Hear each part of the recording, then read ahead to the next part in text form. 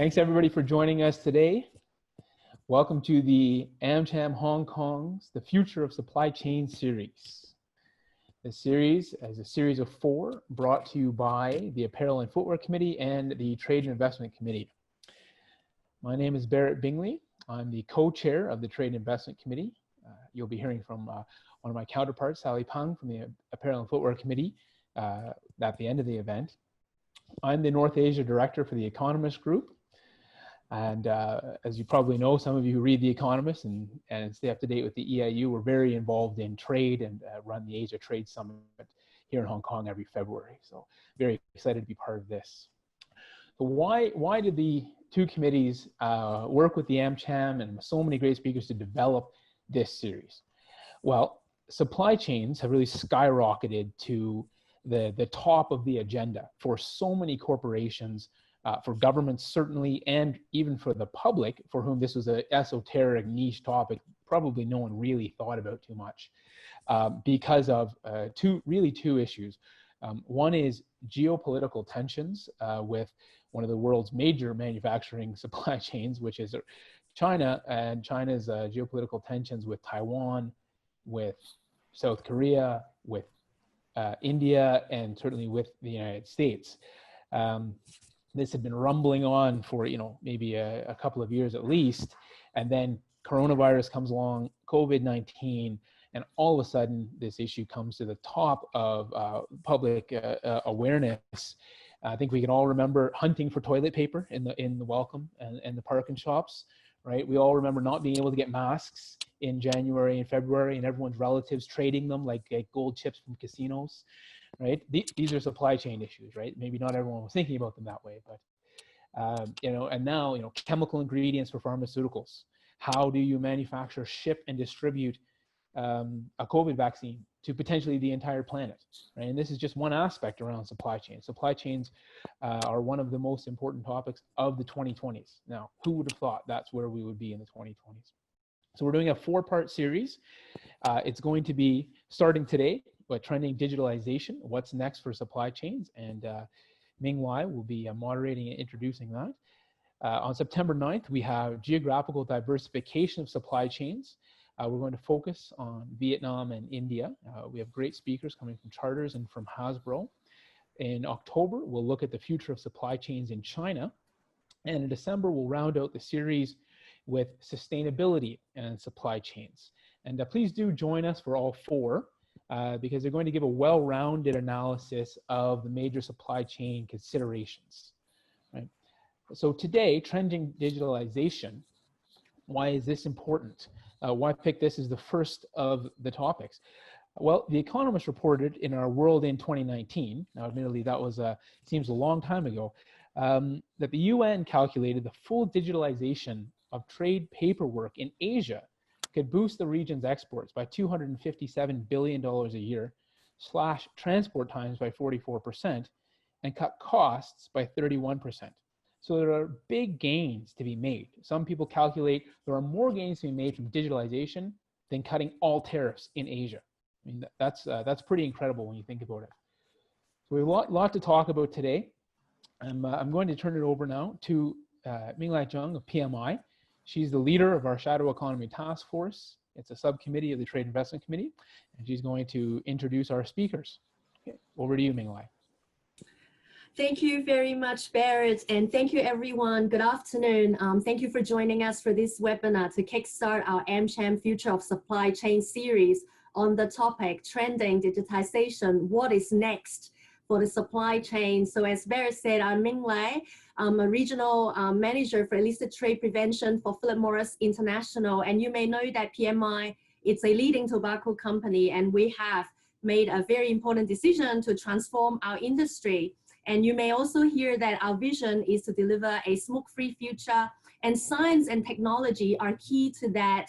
And you may know that the recent FDA decision on the IQOS actually note that it is not risk-free and contains tobacco, which is addictive. But after reviewing all the totality of scientific evidence available for IQOS, the FDA actually authorized the marketing order and says that IQOS heats the tobacco without burning it, and the absence of combustion significantly reduces the production of harmful and potentially harmful chemicals. Scientific studies have also shown that switching completely from conventional cigarettes to the IQOS will significantly reduce the body's exposure to harmful and potentially harmful chemicals. And that's why science and technology are very key to the future for us. And this is why we have committed substantial resources in R&D to develop these products. So in my area of illicit trade prevention, as Barrett noted, I get to collaborate across the board with a lot of different stakeholders to address illicit trade issues, and that involves the use of technology like tracking and tracing. And for the AmCham, I chair the Shadow Economy Task Force, so it is my pleasure to be moderating this panel today and introduce you to our distinguished panel. So first we have Andrew Hoard, CEO and Managing Director for Asia Pacific DP World, which is also known as Dubai Ports World. DP World is an asset-led trade enabler operating a global portfolio of ports and logistics businesses backed by a range of digital supply chain tools to facilitate trade, feasibility, trade, finance, and e-commerce. Andrew looks after the DP World Asia Pacific, and he's got over 30 years of experience in the maritime industry based in Asia Pacific, Middle East, Europe, and Americas. Andrew says that the main challenge in his job these days is the innovation culture coming out from Dubai and the UAE. It seems to be speeding up exponentially, and he's starting to feel old. So first, they built a free trade zone for 8,000 companies. Then came the Hyperloop transport technology, and last month, UAE launched its Hope Mars mission. So with digital, Andrew says that it's going to speed up even further. Welcome, Andrew. Hi there. Sure.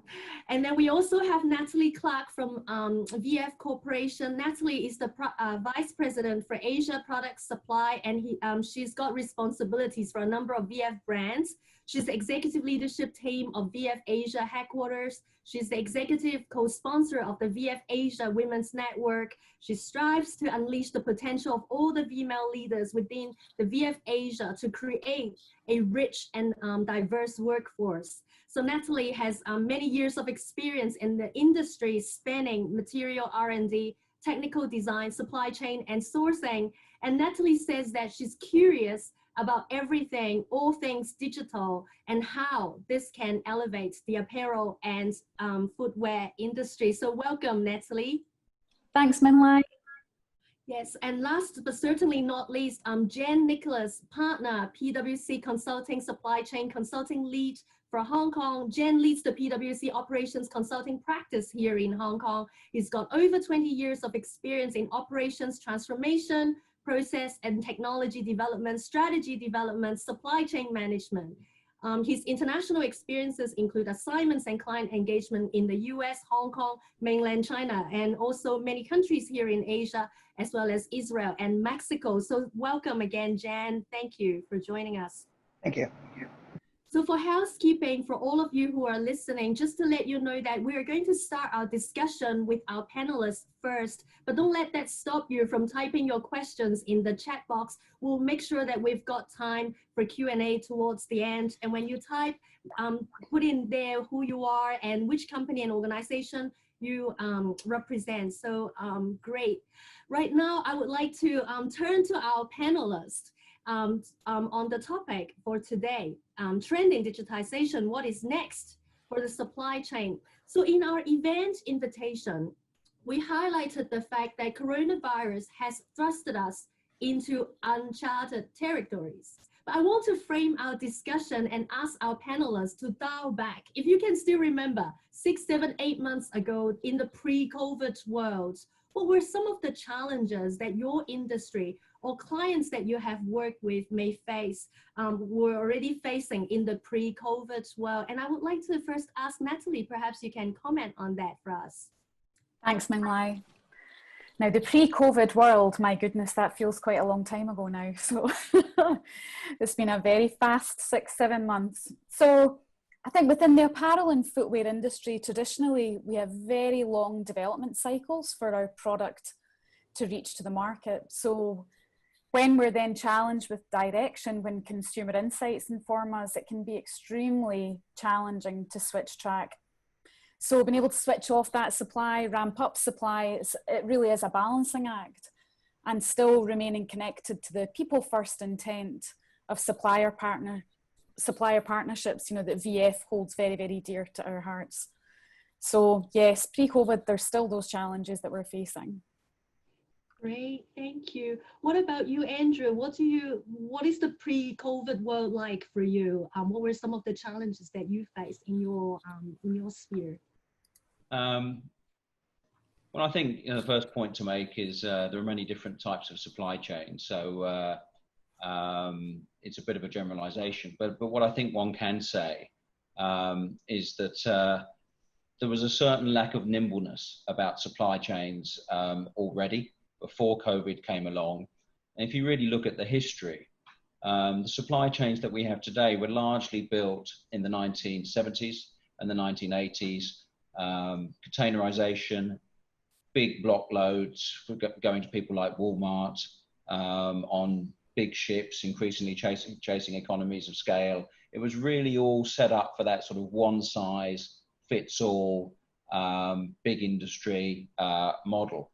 And you know, the world has moved on, and people now go shopping as routine on the internet. Well, we all do at the moment because we can't go anywhere else. And next day delivery has become the standard expectation, or very quick delivery in quite small parcel sizes. And the supply chains hadn't really caught up with that in any meaningful sense.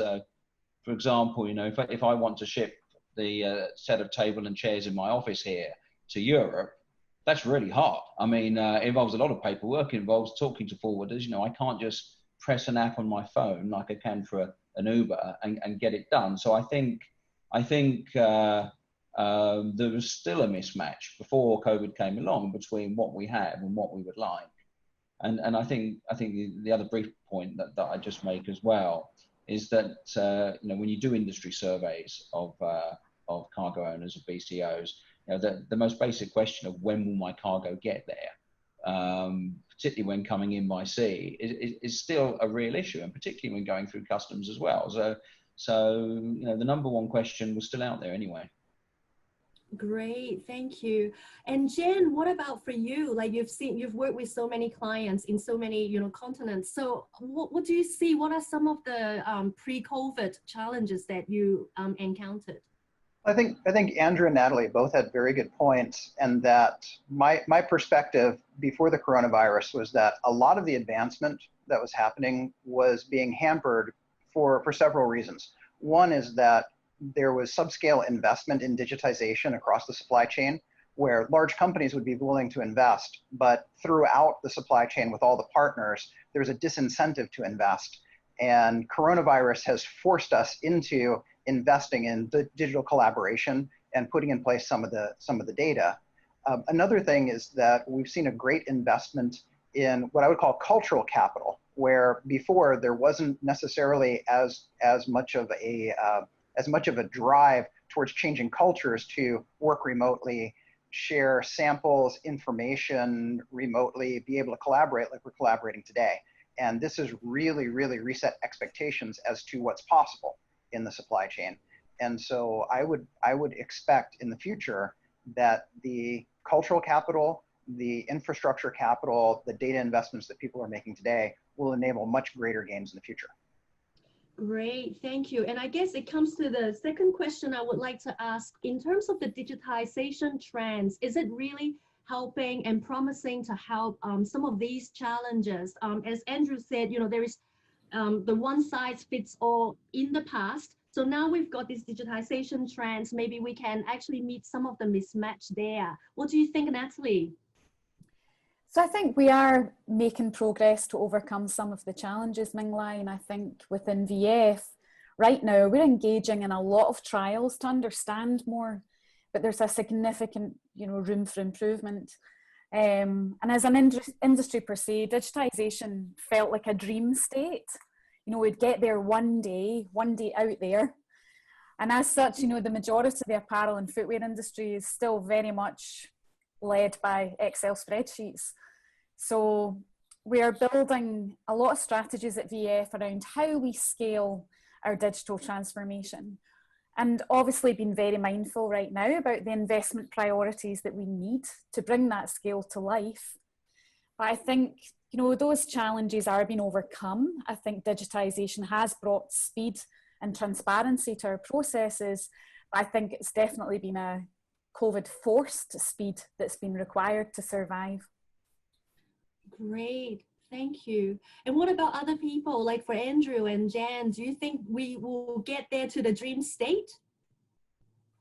Yeah, I like that description because it quite well sums up where we are, where there's a lot of aspiration, but there's a lot of clunking of gears still where things aren't fitting together. I mean, our experience at DP World is that we've definitely got products which are being used by some blue chips in automotive and retailers, products like Cargo's Flow, which is part of our Digital Freight Alliance subscription system, where you can do some really quite good track and trace. And then there's other finance modules, trade financing modules that are being built on top of that as well. But our experience with those blue chips that are using it is that they're using it as a sort of policing action at the moment, which is, you know, they find out what the carrier, the shipping line says is happening in terms of storing a container or transshipping a container.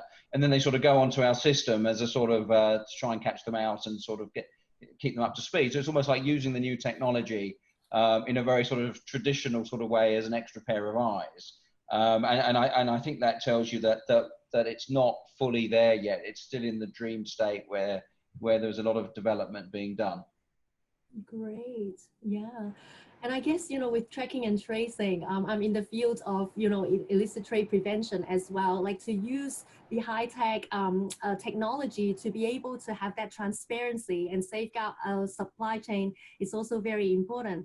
So great.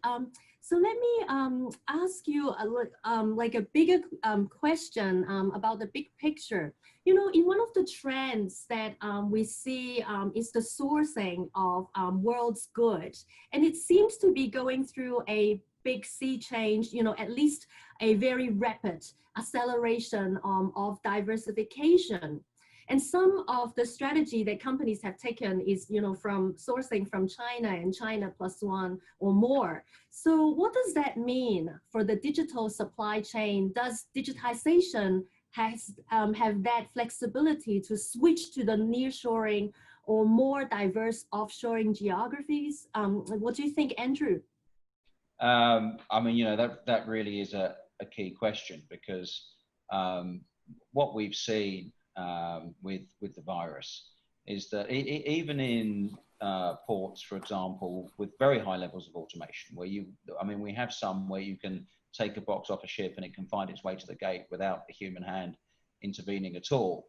But then everything sort of stops at the gate, because if there's no customs officers and there's no brokers, there's no freight brokers there, because everybody's keeping away because of the virus, then the sort of system breaks down. So I think where we're heading here, and where I think COVID is going to push us more rapidly, is in the use of electronic bills of lading rather than the traditional bill of lading. I mean that really is a massive step forward, because I mean the world of trade still really operates in the world of Victorian paperwork. So you know, even if we could get a box from Europe to the Far East in 2 days rather than current sort of 25 days, the paperwork would still take 3 or 4 days to get there and get processed and then go through the bank. So I think we have seen in the last 3 or 4 months more use of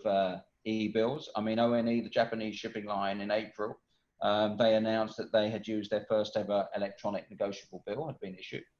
So I think that's going to come forward, and I think what you'll see is sort of digital freight corridors starting to appear, in the same way that, you know, when you watch the European news, European governments seem to be obsessed with where can people fly on vacation at the moment. You know, is Spain safe, or is Italy safe, or is Portugal safe? Well, it'll be like that with digital goods. I mean, you know, which will be the countries that will put together a sort of safe digital platform where people's goods are protected, and an electronic bill offers you the same protection as the current bill of lading does, which of course is entitlement to the goods. I mean, it's not just a banking document. If you physically hold the bill, you can turn up at the office of the shipping line and then the port, and you can demand the goods. So I think we're going to see sort of those governments which are sharp and understand the seismic change that is happening in digital.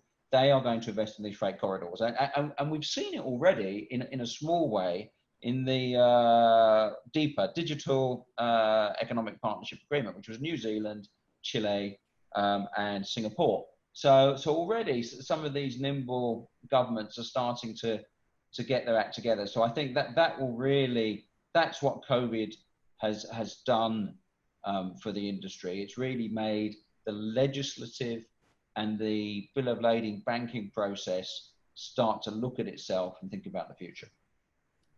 Yeah, that's great. And I think the digital corridor concept is like the bubbles, like the corridors you mentioned. Governments can actually work together towards that. And the digital trade agreements, as you said, from Chile, New Zealand, and what was the other one? I think Singapore is Singapore. Yeah, Singapore. I think Barrett actually wrote about that. So thank you. I think that's helpful. What about you, Jen? What do you think about the trends of sourcing? Do you think digitization actually can provide that flexibility?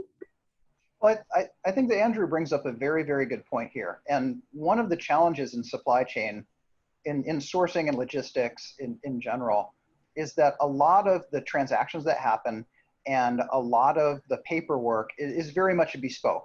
If you think about increasing digitization in other industries, financial services is a great example. It's very, very highly digitized because the transactions themselves they're repetitive transactions, they're well-defined, the rules are well-defined, and so you can easily scale those up in digital platforms, whereas you don't have the same level of standards for supply chain, for shipping, for trade finance. There are a lot of different regimes, a lot of different rules, a lot of different paperwork, and that creating standards is very important. So it's encouraging to see those standards being created. And I think that as you see more government investment in infrastructure, such as Belt and Road, that you'll see governments taking the lead to try to standardize some of the transaction flow, which will enable greater digitization.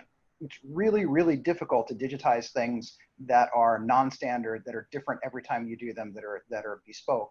And I think creating those standards is going to be very, very important. We're seeing more of that accelerated because of the coronavirus and because of having to adapt to more digital communication right now. Mm-hmm.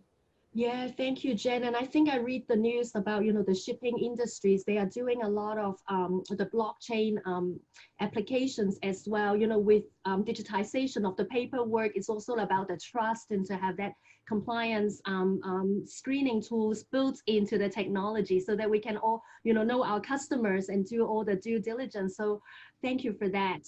So the next question I would like to ask is, so why does it matter? Like how much automation there is, and is technology really like the game changer, and how can it transform trades, so to speak? Andrew, what do you think? Yeah, I think you can talk about near term and then farther term, and no one's quite sure how much further we can look at the moment. But in the near term, I think the trends that we've spoken about, and Jan was just talking about, we're in that process at the moment. But then I think when you look further into the future, it really becomes a question of, when does AI become AGI? When does it become artificial general intelligence? When we can build systems that are smarter than human beings in every dimension, rather than a specific narrow dimension. And without getting too sort of science fiction about this, when we get to that point, and people call it the singularity. You're then, in terms of practical applications in our industry, you're then in the territory of the warehouse contacts the port and tells the port the size of the consignment that needs to come along next, and there's no human beings involved in that process at all. So you're talking about industrial units speaking to industrial units, and I mean, that's going to be just a phenomenal breakthrough. And, you know, the amount of efficiency that will deliver will be so good for world trade, because so many businesses, when they start to access this type of system by going on the World Wide Web, will be able to get to markets in a way that hasn't been possible before. So you know, that I think is the way that it will go. I mean, you know, when we actually get to AGI, I mean, you can put, you know, 50 MIT professors in a room together, and you'll get a range of answers from 20 years to 150 years. But I, you know, I think I'll see it in my lifetime. Yeah, that's how I view it. That's fascinating. Yes, please, Natalie. I mean, we have to acknowledge the human element here, because, you know, there's a lot of industries that are not going to be fully automated, you know, in certain ways. And I guess within the apparel and footwear space, you know, yes, our lead times may be reduced with digital technology, but there's still going to be a huge amount of human intervention in our make processes. So I think, you know, when I listen here as well, it's, you know, that for our, you know, in terms of consumer spending, really, we need that injection to be able to continue the demand. And I do believe, you know, with technology and digitization, you know, if that you know, really starts to unlock those barriers, I definitely think it'll be a game changer. But we really have to see how that consumerism pans out, you know, as people are losing jobs, they're, you know, reducing their working times, and working from home puts a very, very different demand on many aspects of consumerism. On top of all that, I'm really kind of bullish right now on the advancement of technology. And the reason why is because technology tends to advance in serendipitous ways, really opportunistic ways. And my favorite example is Global Crossing. If you guys remember 20 years ago, Global Crossing spent a lot of money to build fiber optic cable and string it across the bottoms of the ocean. And then they went bankrupt in the big .com bust. And a lot of that fiber optic capacity became very, very cheap. People bought up that capacity as distressed assets, and they were able to sell that capacity really, really cheaply.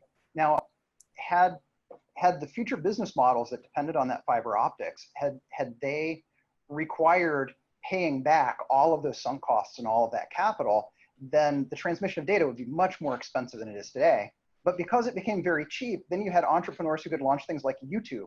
You could have Zoom, you could have all of this data transmission super, super cheap, which enabled the next big wave of build out of the internet and of digital communications. Same thing's gonna happen here. Sensors are becoming incredibly cheap. The networking, the 5G infrastructure is being built out. Everybody now has video conferencing at home, and everybody's used to doing this. Mm-hmm. The entrepreneurs have not yet stepped up to create the business models that sit on top of all that infrastructure. But wow, the infrastructure build out that's happening right now is just incredible. And it's only a matter of time before somebody builds on top of that and creates that level of visibility, connectivity, and really creates the scale and supply chains that we're all looking forward to. Yeah, I'd just like to add there as well that I think you can reconcile those two models that Natalie and Jan have put forward. I mean, I'm with Jan. I think when this starts to fly, it's really going to fly, and it's going to be a wonderful thing to see. But Natalie's point about the human dimension, and, you know, some industries, this seems like light years away. And I think it's a bit like the debate about electric cars, isn't it? Which is that there are certain markets where electric cars are going to dominate, maybe small North European countries. There are certain markets where it may be a bit of a hybrid. And then there's going to be many places in the developing world which are going to be using internal combustion engines for decades to come. And it'll be a sort of a pick and mix. So, you know, the world's a complex place, and it's going to be going at different speeds in different places. Yeah, I think it's very fascinating about this sci-fi discussion as well. And as you said, you know, the tactical solutions, we need to have the right type of infrastructure and equipment there so that we can achieve that efficiency and flexibility in that dream state. I'm just curious, you know, even in terms of the machine learning, I guess from the point of view of, you know, human responsibility, I guess we're now developing it, and we need to feed the machines with the right information so that we can equip it with the right, decision-making process to make the right decisions too. So thank you very much. And another big question I would like to ask is about, this pandemic. Do you guys think that, China or Asia in general will be able to bounce back and take a lead in this digital space? Jen, do you want to share your views with us on this? Sure. Absolutely, and it already is. And you can see how Asia is leading in economic growth. But I think more importantly is that the two things happening simultaneously, the growth out of the coronavirus plus the trade tensions, is forcing a lot of innovation. And historically, when you've seen great power competition, you've seen a lot of innovation. You've seen a lot of gains as large powers try to outmaneuver one another. The last big one we had in the Cold War was more military, and you saw a lot of innovation around science, and it brought us communication satellites and the internet and GPS navigation, all kinds of great technologies that we now leverage for the growth of the economy. This great power competition is around economics, and it's around consumer-facing software and enterprise software and AI and industrial Internet of Things, and a lot of technologies that will benefit society as a whole. So as there's great power competition and both sides try to innovate to outflank the other one, I think that that the world in general is going to benefit from it, no matter how temporarily uncomfortable it might be for those of us that are sitting in the middle of it. Wow. What about you, Andrew? Do you think Asia will be able to bounce back? Yeah, I mean, there's no doubt in my mind at all that the innovation culture that's going on in China at the moment is immensely impressive. And when you look at the number of papers and the number of patents that are coming out of Chinese universities now, China's going to be there and Asia's going to be there. What I think you will see, and there was a good article on this in The Economist a couple of weeks ago. You're going to see this sort of balkanization of the world into sort of the Huawei sphere and the Apple sphere, if you like. So, I think we'll probably get to the point where governments at some point next year will say, okay, this communication technology is so sensitive because of the security implications that's ring-fenced, that's out of bounds. There's a Chinese part of the world and there's an American part of the world, so to speak.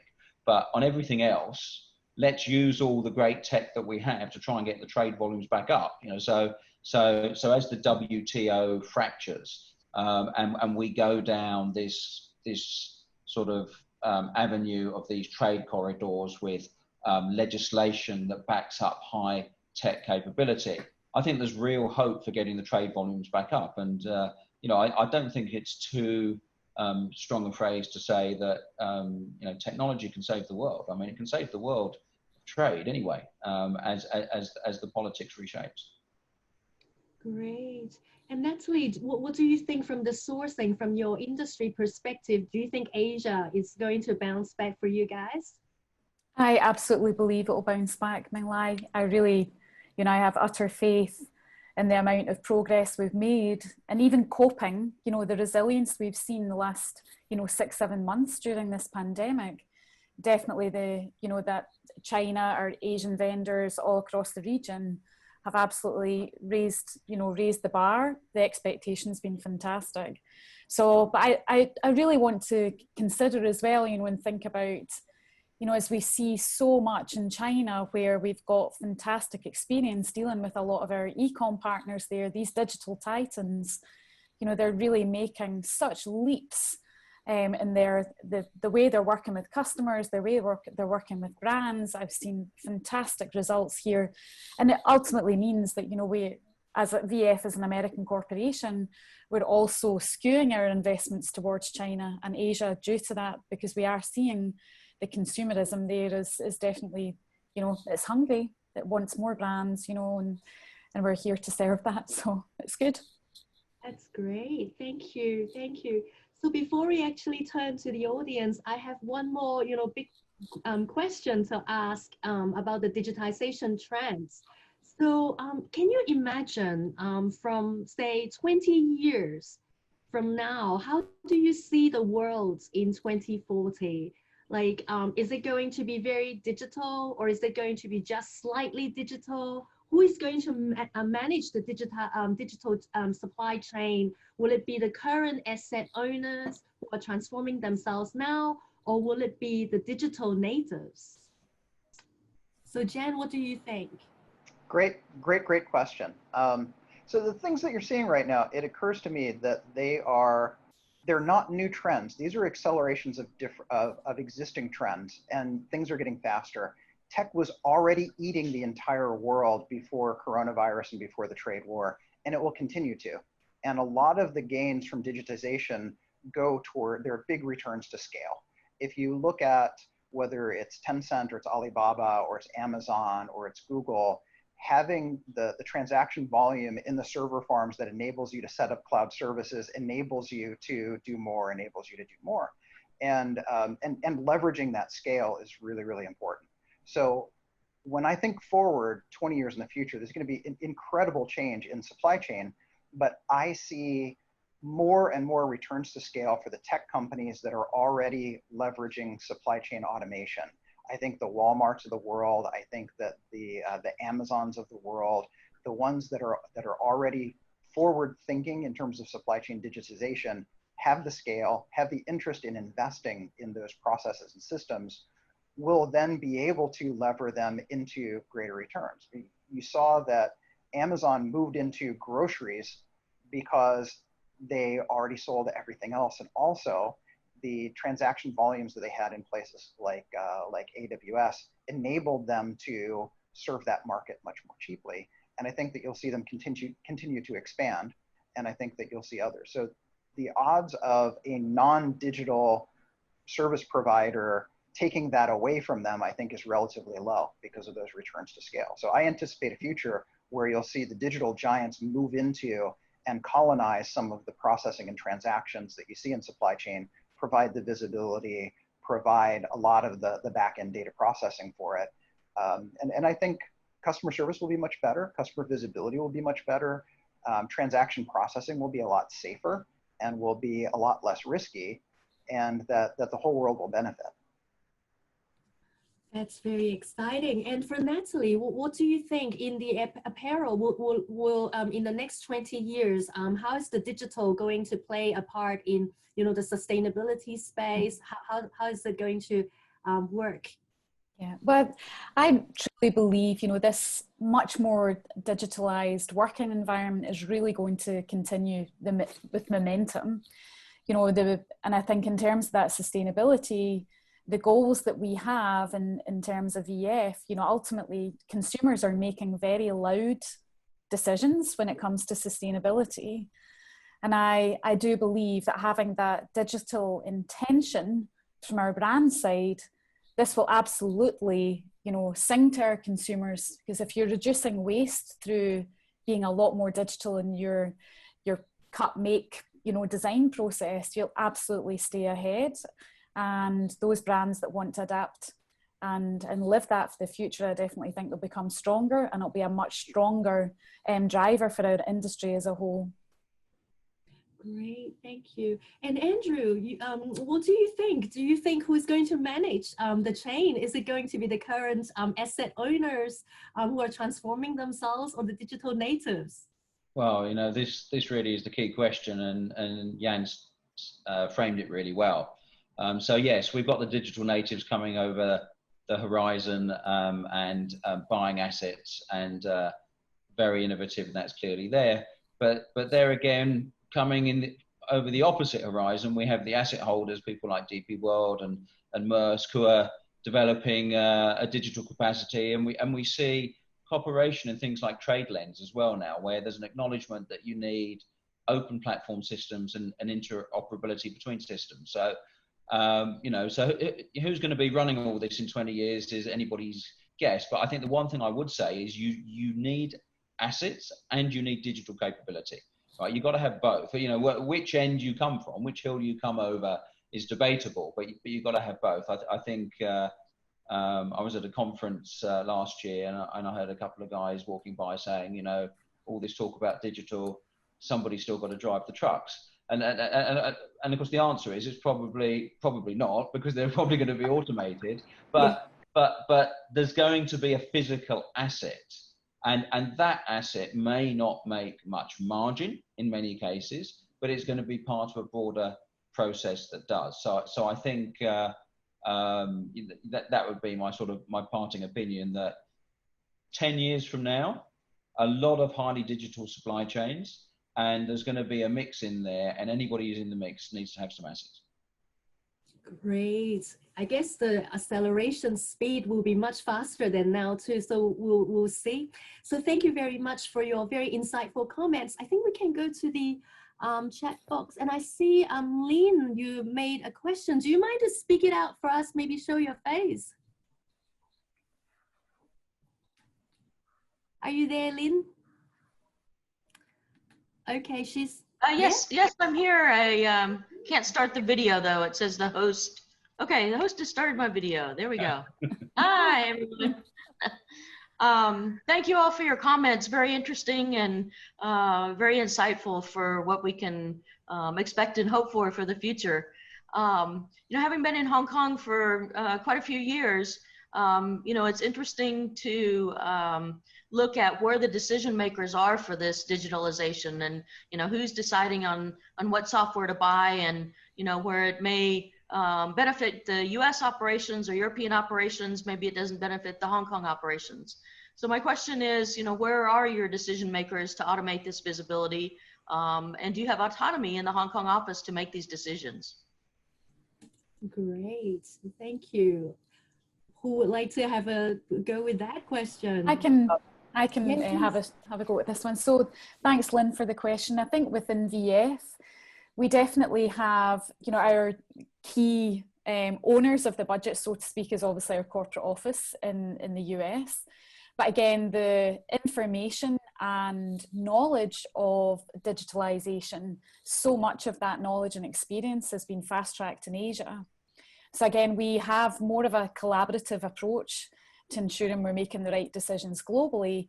But again, as China is a key market for us in terms of growth, there's a lot of effort, to understand, the opportunities we have here in Asia and to make better decisions globally.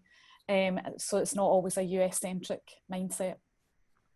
Okay, great. Yeah, I'll just chip in on that one. From the point of view of the DP World experience, I mean, we have our global IT center is here in Hong Kong, but much of the development work, and we overwhelmingly do the development work, the digital work in-house. Most of that is done in Seattle, and when you look, and of course the great challenge when you're doing all this developing is to relate it to the real world of business that's going on in your group at the time. So ultimately these are big strategic decisions that go back to the head office, but I think rather predictably, I'm saying what people would expect, which is that we do some stuff in Hong Kong and we do some stuff in Seattle. Yeah, I think there are two things going on. You can split this up into the real large-scale enterprise software and large-scale programs, which I'm seeing are still run the same way that they were before, and some of the innovation that's happening around emerging opportunities and around collaboration, that there's some level of greater experimentation or greater freedom just because of the coronavirus, because it's difficult to keep control over what's going on in the whole world when you're being disrupted at home. And so I'm seeing a little bit more freedom in people experimenting and trying new things and not getting their hands smacked for doing it, because they're trying to figure out how to get work done now. And nobody back at the headquarters has time to smack somebody's hands over it if it's not a big enterprise implementation. It'll be interesting to see how the pendulum swings after this, whether the increased autonomy that people have to experiment right now translates into bringing better ideas back to headquarters and getting those in the pipeline of projects, or whether it'll revert to being tops down again with control back in the headquarters for most companies after the crisis of the virus is over. I hope for more delegation and more autonomy, but you have to balance that between the autonomy and the innovation and the governance and control. And so it'll be interesting to see. Yeah, thank you. Thank you for your comments on that. So I guess it goes back to the earlier discussion we talked about, you know, with this digitization trends, with the open interoperable standards being in different places. I guess like to Andrew's point earlier about the corridors with governments working to governments, do you think like what's the role? Like how can private sector work with governments on setting these standards, you know, so that we can actually facilitate that digitization trends going forward, and it's not too cumbersome for business to comply with those standards and regulations too. I'll take that one. And I think, you know, that's really a key question, because I think it's a question about where's the incentive, who's most incentivized to get this moving. And I appreciate in a crisis circumstance like COVID, so everybody's incentivized. But I think you will see. I mean, it comes back to models of governance and state building. I mean, those countries where the trade sector, the industrial sector, is very closely tied to government, are going to be responsive to the private sector, because I think the private sector will drive this. They're going to be responsive and they're going to work together. So, you know, perhaps, you know, earlier on when I said, you know, of course it had to be Singapore when we were talking about the first sort of trade corridor, and you know, you take that model, be it Singapore, be it Dubai, and there are one or two other places like that as well. So the ones that I would be fearful for are the sort of more traditional countries, sort of, you know, West European countries, where there seems to be often quite a chasm between what business and innovation wants and what government is doing. Great, thank you. And Jen, what about from your experience working with governments in the region or elsewhere? Like, how can we actually convince government to be more open-minded, to adopt standards that are relevant to businesses? Well, I think you've seen evidence of that through the coronavirus, and China was very responsive and moving very quickly to do things like accept electronic customs clearance while they were waiting for the paperwork. They still wanted the paperwork afterwards, but they were willing to accept electronic proof for shipping, for goods going through ports. But I think that one of the benefits of China's alignment and of their system is that you need a lot of scale, you need a lot of scope, you need a lot of alignment in order to set standards to drive these kinds of things. And China's huge investments in the Belt and Road countries and its investment in infrastructure and technology will enable it to enforce some level of standards for digital transactions. I can easily see that happening, where, as Andrew said, in Western Europe, it's very difficult to get people in a consensus-based decision-making model, difficult to get them to agree to anything. Whereas China, having a lot of the power in its relationships, can push that kind of thing and get that level of efficiency. Whereas I expect the West to lag behind significantly in that. There is a question as to whether China will adopt these standards and be able to push that and make them global standards, or whether the West would react reflexively and say, well, we want a different standard just because we want to be different.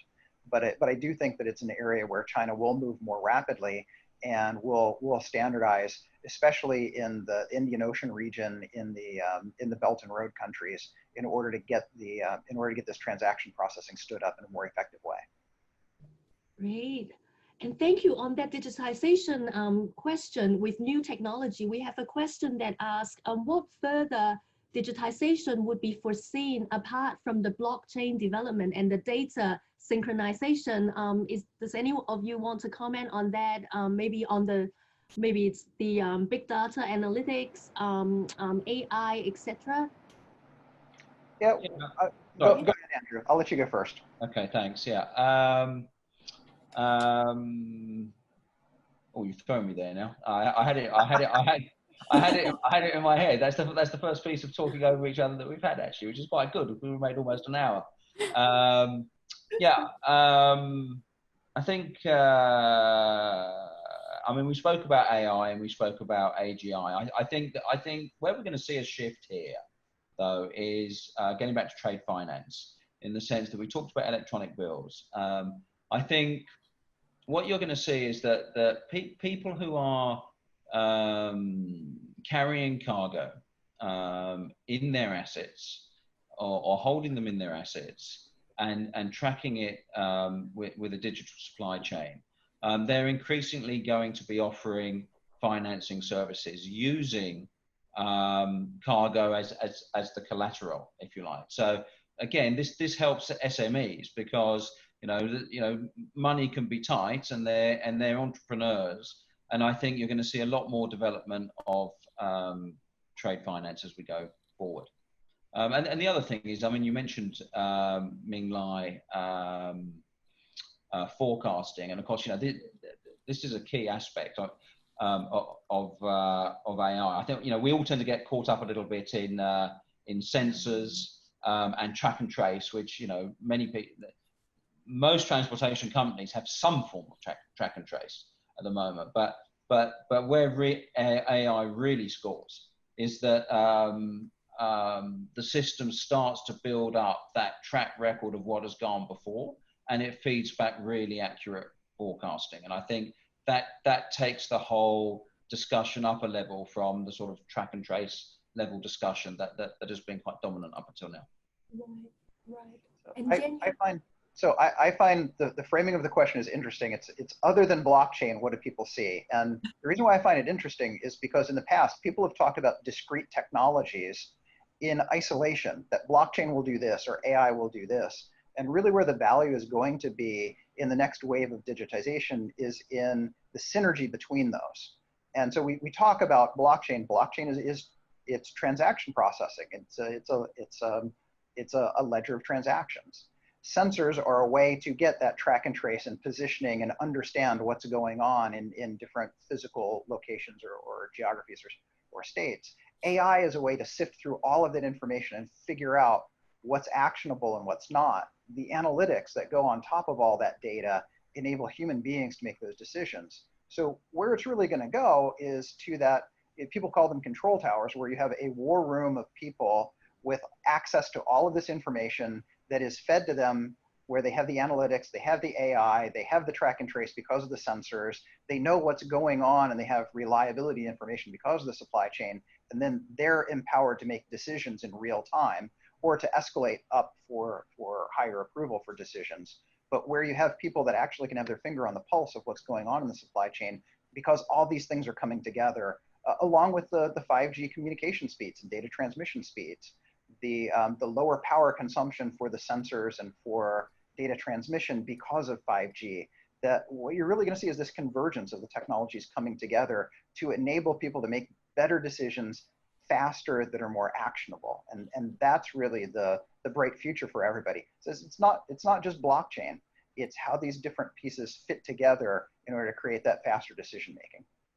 Yeah. And just to add to from the apparel and footwear industry as well, I really appreciate that comment, Jan, because I think in terms of the faster decision making, when we take months and months to decide whether a blue is right or whether it's going to be a red for the season. So, and if you think about we are one of the biggest polluters in the world in terms of our industry. So if you think about reducing the amount of waste that we have on all of these development samples, physical samples, and moving that to digital samples.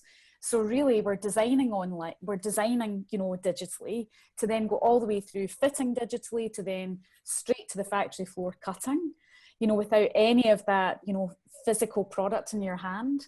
That's definitely another aspect of how we're absolutely going to make these decisions faster. But again, this all comes back to having a digital mindset. It's not always around having that physical, something you can touch in your hands. It's definitely a mindset change that's required. Yeah, thank you very much, Natalie. Yeah, having that digital mindset and also the synergies amongst all the technologies coming together. Thank you for your comments. So we have more questions. Another one, as it is a huge investment to digitize the business, but some customer might want to stay with the legacy manual system. How can we create more incentive for customers and vendors to adopt digitization? What do you think, Andrew? Well, I'd have thought it would be in the enlightened self-interest of most customers to go down this pathway at the end of the day.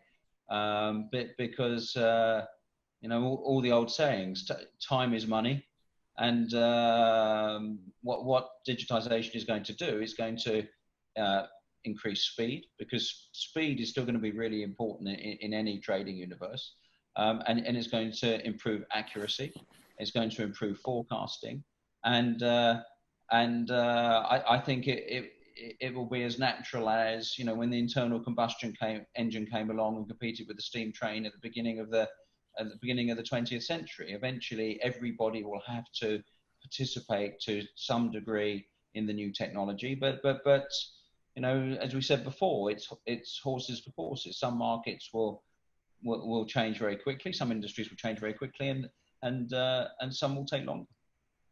Great, thank you.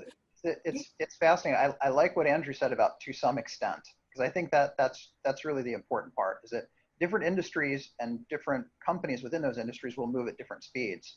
I have clients who work with suppliers in China who run their factories on paper-based systems, and they are really, really great factories. Quality, delivery performance, materials management, all that stuff. But it's a parallel universe, as though computers were never invented. They've got stacks of paper, they've got blueprints everywhere, but somehow they developed the capabilities to manage that. And then they only plug in to their customer systems when they absolutely have to. And I think that will continue. You'll still have different players that will only plug in as much as they have to. And I also think that as you've seen the shift from having to buy software and implement it on premises to cloud-based software where you're renting or you're paying by transaction, I think that will continue, and that you'll see an asset-light business model come up for those players who do not want to spend the money to fully digitize or to own their own systems or their own servers. And I think that everybody will pick and choose from that menu how much value they see from the digitization, how much they want to play, how much they have to, what their customers will tolerate. And I think that forever you'll see that variation in the amount of digitization and the amount of acceleration. I agree with Andrew. The ones who really go after it and spend the money and make it part of their core delivery and part of their core value are going to get huge benefits from it.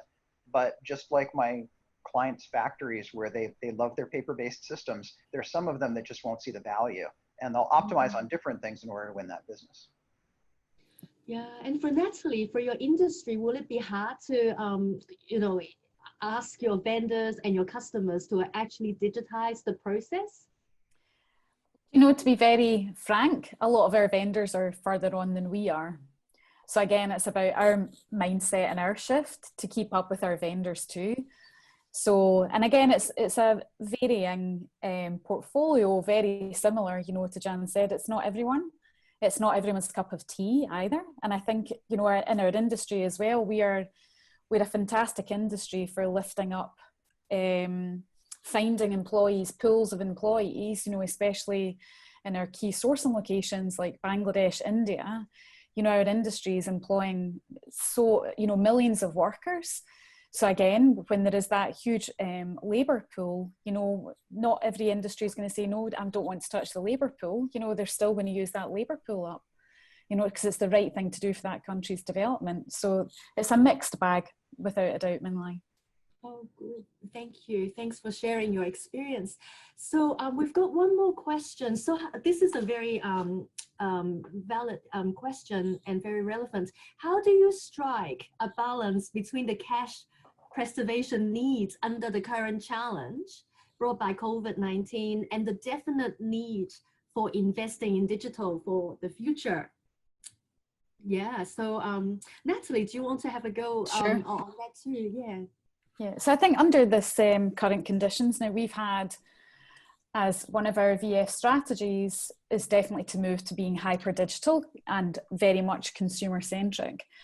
And this has brought a challenge over the last 6-7 months. Yeah, cash preservation was our #1 priority, along with, you know, a very, very people first strategy about the health and safety of our staff. Now, the challenge we've had, again, we're having a pause on hiring at the moment. So what we've decided to do is really set up opportunities for growth assignments for individuals. If they're interested in digital technology, then there's project-based work that they can tap into, which again, it's a win-win situation where we're trying to upskill our current associates to really understand what digital can unlock, and at the same time fill in a gap where we know we need that extra resource to forward our digital aims. So I think it's been a really interesting, innovative way that we've had to look at it, to ensure that we can redeploy our workforce from those Excel spreadsheets and really move them into that digital product creation that I spoke about before. Right, right. What about you, Andrew? How do you balance that? Yeah, I mean, I think for all of us sitting on this call today, you know, there's an element of cash is king at the moment, isn't it? And I certainly, you know, there's element, we're all watching our spending very carefully and our hiring very carefully. But what I would say is that the one area where we have ploughed ahead, regardless, and are continuing to invest, is on digital and is on logistics companies that have an asset base and that we think we can bring some benefit to with digital services. I mean, you know, 10 days ago we announced to the world that we purchased 60% of Unico, the Korean logistics company. And you know, the fact that we did that at the moment in these difficult times is just testament to how much we believe in creating these joined up supply chains with a digital backbone. Yeah, I also think, you know, it's an interesting question because there's a bit of bias in the question in our responses. That if you look at different industries, you're not seeing a lot of airlines right now undergoing huge digital transformation. Because cash is king. Companies, you're seeing the acceleration of the separation between strong business models that throw off a lot of cash and weak business models that have not. And crises like these really separate out the winners from the losers. In the global financial crisis in 2008, you saw a lot of companies that were cash rich, that were throwing off a lot of cash, go through big transformations and invest heavily in the future, and they won because of it. And my clients that are in, I would call them necessities. So groceries, consumer staples, other things, infrastructure, e-commerce, things that people are buying a lot of, they're in a great position right now and they can push those things forward. Whereas a lot of companies have to be much more careful with cash right now, much more careful with expenses, and are not as aggressive in pushing forward the big transformation projects.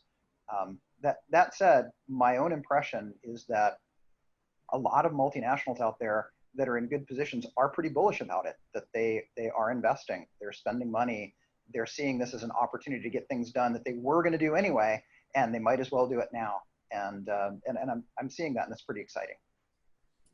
Yeah, I guess like COVID really has sped up like a lot of the digitization trends. So I think I'll have you know, the chance to ask you one more question before we close. I think we can start with Jen. So what do you think in this ever-changing environment? Are you optimistic about the digitization trends will actually bring us beyond the proof of concept, beyond the pilot? It will actually get to that scale and achieve that dream state? 100% optimistic. Like I said before, I don't think every industry, and I don't think every supplier or every supply chain participant, but wow, the convergence of the new technologies coming online with the changes in the way that people are working, with the great power competition and the competition between different sets of innovations, all of these things together are really going to push things in a great direction. And so long-term, very, very bullish, despite, you know, any discomfort we might have in the short term as we navigate through this crisis and through the challenges that we have. But very, very bullish and very optimistic for the future. This is going to be great. That's great. Thank you. Natalie, what do you think? Are you optimistic about this digitization trends like going forward? I'm very optimistic, Ming-Lai, and I find it quite exciting. And to be very frank, I don't want to be the dinosaur. So great. And how long do you think it may take though, like from your perspective? I think COVID-19 has given us a huge opportunity to really think differently. And this is where, if you want to grab the bull by the horns and go after it, you know, and you've got that, again, you've got that opportunity to do so. I really see this fast tracking a lot better than what we've done in the last 2-3 years. And again, the technology has definitely caught up with us. Even the last year, you know, the connectivity that we've now got across our supply chain is a whole host better. So if we really put our minds to it, definitely within the next 12 months, we can make a huge leap. Wow. That's great. Thank you so much. Natalie, what about you, Andrew? Are you optimistic about the digitization trends getting us there with all the great things?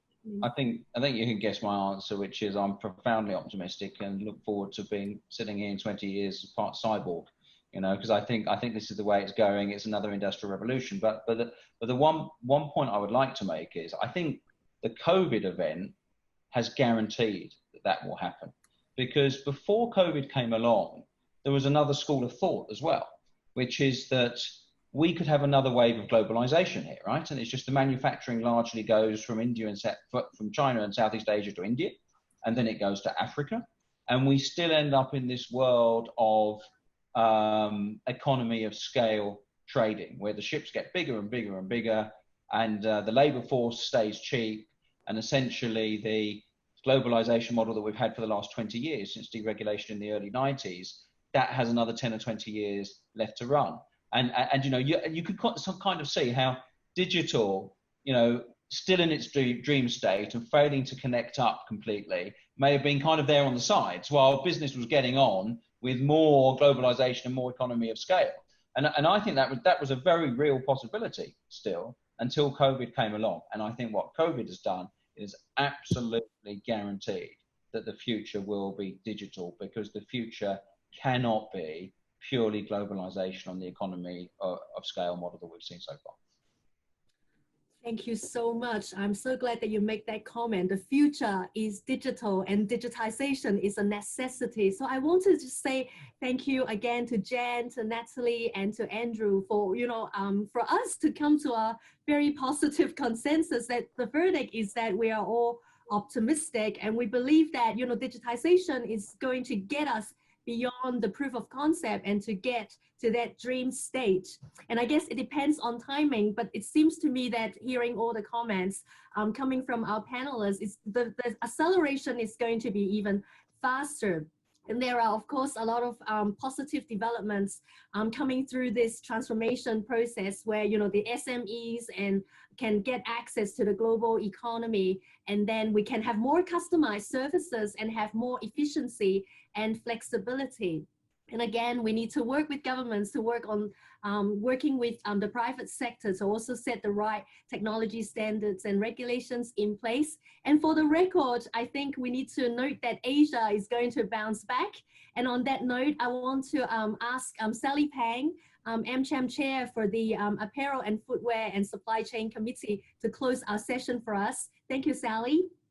Thank you, Min Lai. Wow, this is, I'm so glad of the conclusion. This is probably by far the most optimistic seminar I've been on. I've been on a lot of calls this morning and over the weekend about the export control and sanction.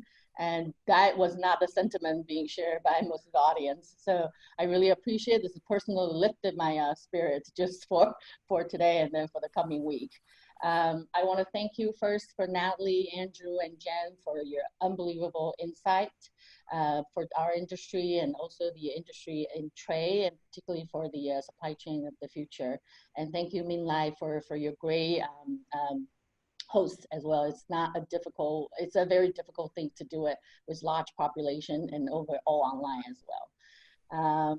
As I mentioned, I'm actually a trade, by training, I'm a U.S. trade attorney. I'm focusing on export control and sanction, as well as trade. And then, as you probably anticipated, didn't give me much sleep because all these sanction issues. And I'm glad that we're not talking about that today. I'm a managing director from FTI as a day job, but I love being, chair and then also be part of the Apparel, Footwear and Supply Chain Committee. And as my counterpart Barrett from the Trade Committee has alluded to earlier when doing the opening, is that we are doing this series and we're putting a lot of effort to it, is that even though these are one after another, but they actually all combine in one piece. If you think about next seminar about India and Vietnam, which a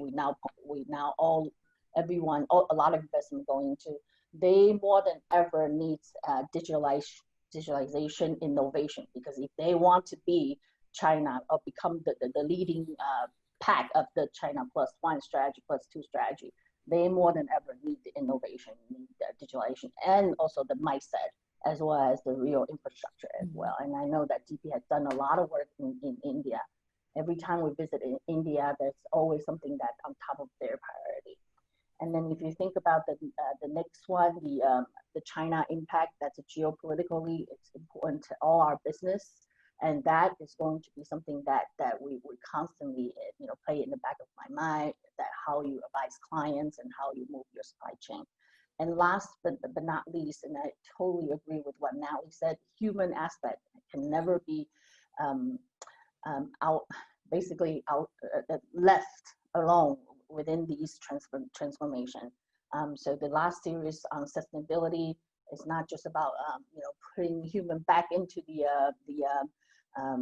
society of the future society and digitalization. It's actually should be the driver of the change. That I do agree and share everyone's view. I see that much faster in Asia than anywhere else, including in the US. And things are just very different and very refreshing and fresh and refreshed at the same time. So I really thanks again everyone to be joining us today, and then very encouraged for everyone to continue participate in our series. And we're all here. Please feel free to contact us, and then I encourage everyone to finish the questionnaires that AmCham sent it out to. So more positive the better, because the one sometimes that some of these surveys did tell a great story. So we would like everyone to be able to respond to the survey as well. All right, thank you. So Min-Lai, do you still have anything that you want to wrap up? I think we're good. Thank you very much. Then in that case, until next time, everyone, thank you so much for joining today. Thank you. Thanks, everyone. See you for the next Bye. one in September. Thanks so much, everyone.